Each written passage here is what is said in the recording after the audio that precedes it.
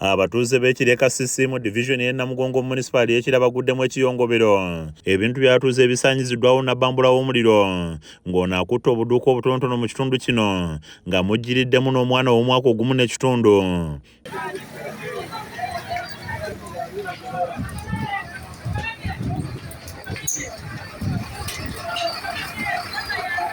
Ku buduuka buno kubaddeko abatunda emifaliso, ebbaala wamu n'obwamaduuka nga kigambibwa nti omuliro guno gwandiba nga guvudde ku masannyalaze nga gwatandikidde mu dduuka ly'emifaliso ne gubuna obuduuka bwonna.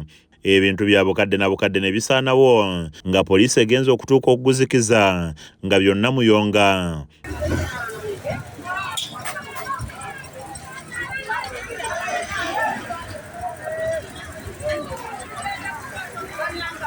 Ssentebe w'ekyalo kino Richard Baliko ategeezezza ng'omuliro guno bwe gukutte ku ssaawa 7 gwennyini ogw'emisana kyokka ng'akamu ku buduuka obukutte omuliro mubaddemu omwana omuto nga yeebase. Tufunye omuliro oguzze ne gukwata amaduuka agasangibwa mu kitundu kyaffe. Amaduuka gano gabaddemu omukyala we gatandikidde, omukyala atunda emifaliso. Naye tetunnaba kutegeera omuliro gwennyini gusiizidde ku ki, gutandikidde ku ki. Kitegeerekese nti omwana ono okujjira mu muliro guno kiddiridde maama we okumwerabiramu bw'abadde adduka okutaasa obulamu ng'omuliro gukutte. Kitalo nnyo kubanga tufiiriddwa omuntu waffe. Omuliro guno gutandise batuwulidde ku ssaawa 7 n'eddakiika nga 28 nti waliko factory wa factory.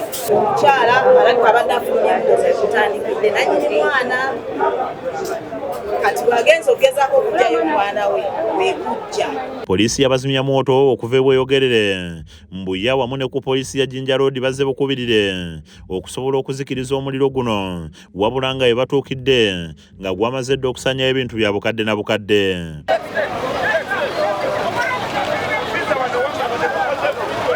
Abatuuze abaddewo ng'omuliro guno gutandika baliko bye boogedde.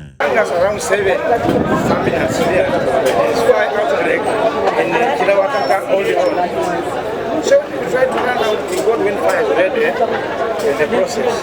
Things are burning.